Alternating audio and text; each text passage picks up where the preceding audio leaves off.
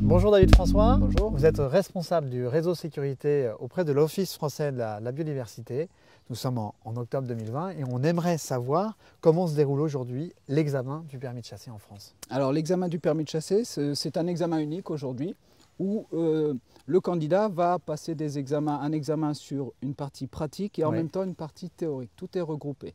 C'est un petit peu la différence avec le permis de conduire aujourd'hui où on a un code, où on passe une partie théorique et pour ensuite passer la conduite, il faut avoir réussi le code. Pour le permis de chasser, c'est complètement différent, tout est regroupé. D'accord. Et le candidat, il va donc devoir réviser avant de passer son permis de chasser? Voilà, donc le candidat va s'inscrire auprès d'une fédération départementale des chasseurs et les fédérations départementales des chasseurs ont la charge de former les futurs candidats à l'examen du permis de chasser. Les fédérations départementales des chasseurs, elles ont le rôle des auto-écoles aujourd'hui. D'accord, donc il y a une formation théorique et une formation pratique. Oui. D'accord, et donc ce sont les fédérations qui vont justement s'occuper de cette formation. Voilà, tout à fait. Et ensuite, lorsque les candidats sont formés, l'Office français de la biodiversité est chargé d'organiser les sessions d'examen du permis de chasser et l'Office français de la biodiversité est également chargé de la délivrance du permis de chasser à l'issue de l'examen. Alors comment se passe la pratique d'abord? Alors la pratique, il faut savoir que la pratique a été organisée de telle sorte à favoriser la sécurité à la chasse. Faire en sorte que demain les futurs chasseurs soient le plus sécuritaires possible. Donc les candidats sont mis dans des situations que nous avons identifiées par rapport au bilan des accidents de chasse. On a identifié les situations les plus accidentogènes et on met en situation ces candidats dans le cadre de l'examen pour voir s'ils ont bien assimilé comment se comporter dans ces situations qui sont dans la nature accidentogènes.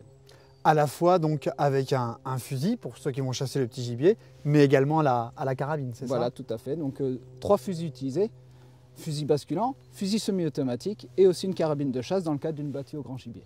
Et en tant que tel, comment se déroule justement l'examen et combien de temps est-ce qu'il va durer? Alors l'examen dure à peu près, la partie pratique, les exercices pratiques sont divisés en 4 parties, 4 exercices différents, ça dure à peu près 30 minutes par candidat. Et donc il y a 4 exercices. Le premier c'est un parcours de chasse simulé, c'est-à-dire que le candidat a un fusil basculant, on lui donne 2 cartouches amorcées uniquement, plusieurs cartouches, mais des cartouches amorcées, donc il n'y a pas de plomb, il n'y a pas de poudre. Ça, c'est pour la sécurité des candidats comme de l'inspecteur.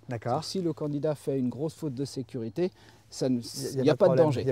Et donc, on le met en situation des risques qu'il va pouvoir rencontrer dans sa future vie de chasseur. Par exemple, il va se déplacer et rencontrer une clôture. Il va être obligé de franchir une clôture. On sait que franchir une clôture, franchir un fossé, aujourd'hui à la chasse, ça amène des accidents.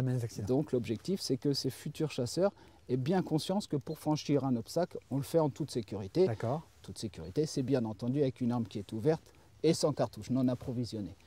On fait aussi partir des plateaux de balles-trappe de couleur noire qui symbolisent des espèces chassables et on les envoie suivant dans différentes situations, différentes directions.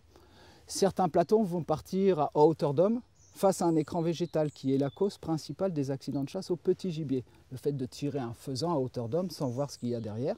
Et on voit s'ils sont capables de réagir et de bien comprendre que dans cette situation-là, on n'épaule pas et on ne tire pas. C'est ça. Voilà. Ok. Et ensuite, après, il y a le rangement dans le voilà, véhicule. Ça c'est le deuxième exercice pratique, c'est le rangement d'une arme dans un véhicule avant son transport. On sait que dans le bilan des accidents, tous les ans, il y a des accidents au moment de ranger son arme dans le véhicule. Hélas, parfois, il y a des chasseurs qui transportent une arme chargée dans le véhicule pensant l'avoir rangée. Donc là, on les met en situation, on leur demande de ranger l'arme dans la housse ou dans l'étui court, soit le fusil basculant, soit le fusil semi-automatique. D'accord, les deux. Voilà. D'accord. Et puis enfin, ensuite après, on part sur un exercice donc avec une carabine, c'est ça? Non, là, le troisième exercice, c'est du tir réel. D'accord, l'examen est progressif. Vous voyez qu'on commence avec des cartouches amorcées, pas de danger, on regarde comment se comporte le candidat et si on juge qu'il est capable d'utiliser des cartouches réelles, on le met en situation pour voir comment il réagit sur la maîtrise de son arme au moment du tir avec un tir réel. Et dans cet exercice-là, en plus, on met en place des plateaux de couleurs différentes. Il y a des plateaux noirs qui symbolisent des espèces chassables, toujours pareil, D'accord. dans certaines directions.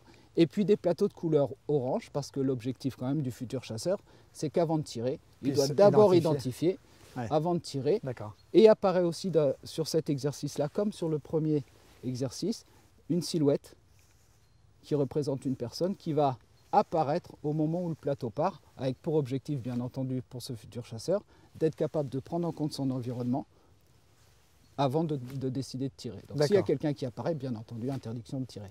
Et donc là, s'arrête cette partie-là dédiée, je dirais, au fusil de chasse. Voilà. Et puis ensuite, après, il y a un autre volet sur la carabine. Voilà, quatrième exercice, c'est la simulation d'une battue au grand gibier. D'accord. Qui est vraiment la situation qui aujourd'hui en France pose le plus de problèmes. C'est là qu'il y a le plus d'accidents. Donc là, on insiste vraiment beaucoup sur comment on se comporte quand on est en poste dans le cadre d'une battue au grand gibier, avec bien entendu la manipulation de la carabine et surtout, j'insiste bien, le respect de l'angle des 30 degrés au moment du tir, qui est la cause principale des accidents. D'accord. Une fois qu'on en est là, le candidat donc, a terminé cette partie-là. Voilà. Et si ça s'est bien passé pour lui, oui, tout à fait. Ensuite, après, il y a une partie théorique avec un certain nombre de questions. Voilà, donc toute la partie pratique, les 4 exercices sont notés sur 21 points. Le candidat peut marquer au fur et à mesure 21 points, un maximum de 21 points. Dans cette partie-là, il y a des comportements éliminatoires. Une faute de sécurité très grave fera qu'on arrêtera tout de suite l'examen. Et puis, petit à petit, le candidat peut aussi perdre des points, ne pas marquer des points, parce qu'il va faire quelques fautes, voilà. Mais au bout de cette partie pratique, il a un potentiel de 21 points. Et on passe à la théorie. Donc là, ce sont 10 questions théoriques relatives à la chasse, relatives à l'identification des espèces, etc. Et 10 questions, 10 points.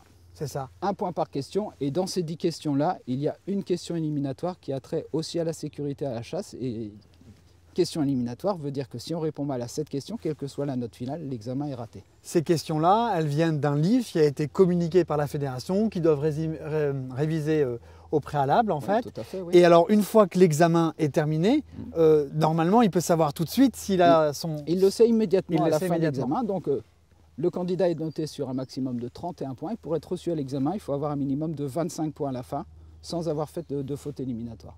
Donc le candidat, à l'issue de la théorie, tout de suite après, l'ordinateur lui l'informe du résultat final. Et si c'est positif, si le candidat a au moins 25 points, sans faute éliminatoire, l'Office français de la biodiversité lui délivre directement son permis de chasser. D'accord. Est-ce qu'on a un pourcentage aujourd'hui du nombre de personnes qui passent leur examen et qui ont le permis de chasser? Alors, c'est globalement en France 30 000 candidats par an. Ouais. Et le taux de réussite moyen en France est de 72%. D'accord. Et justement, par rapport à ça, vous le disiez, il y a des choses qui sont éliminatoires. Et c'est, je crois, ce qui va faire l'objet d'un certain nombre de tutoriels que donc, les personnes et les futurs chasseurs qui nous regardent vont pouvoir apprécier sur la chaîne. Voilà. Ben, merci beaucoup de cette présentation. Avec plaisir.